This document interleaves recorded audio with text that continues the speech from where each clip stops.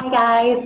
I hope that everyone had a chance to write a letter yesterday and send it to someone because this whole letter writing that we're doing right now, you guys, it's all about showing the love to others, okay? We write for lots and lots of reasons, and writing letters is one way to show others that we care. Sometimes we can write, to tell them something. Sometimes we can write to ask someone something. Sometimes we can write to say thank you. And that's what our focus is going to be today. We're going to be showing the love by writing a letter saying thank you. Okay. So I want you guys to try to think of somebody that you have seen or know of that is working and that is a helper right now. Okay.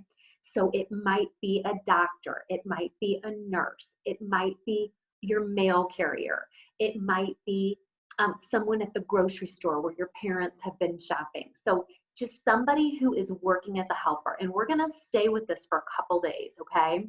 So each day the lesson is going to have an idea of someone that we might write to. And I'm also going to talk to you about some important writing tricks that we want to keep in the letter. So today, be thinking about somebody that you want to write to that is working right now, that has a job that's helping, okay? A helper job.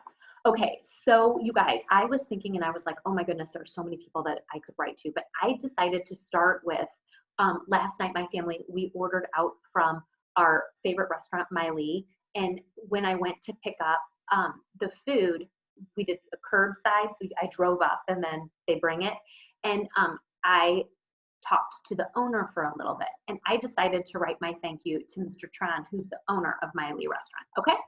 So I wanted to make sure I had the 5 parts of my letter. So we know that the 5 parts of our letter, we want to make sure we have the date, we have the greeting, which is where we say dear, we have the message, we have the closing, and we sign our name, okay? So I went ahead and I wrote to Mr. Tron, and this is what my letter looks like, okay? I went ahead and I put the date. I wrote, Dear Mr. Tron, I wrote, thank you for making such yummy food. Your spring rolls are the best. I hope you and your family are well. Lots of love, Peggy Cooksey. And I went ahead and wrote my first and last name just because, he might be not know my name is Peggy. We don't know each other that well. Okay. So when you're writing, we want to have those 5 parts of a letter. All right.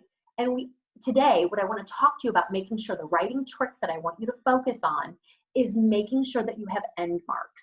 And your end marks are going to be in the message part, okay? The part where you say why you're writing, okay? So in this case, it's to say thank you and to tell him what I love about what he does, okay?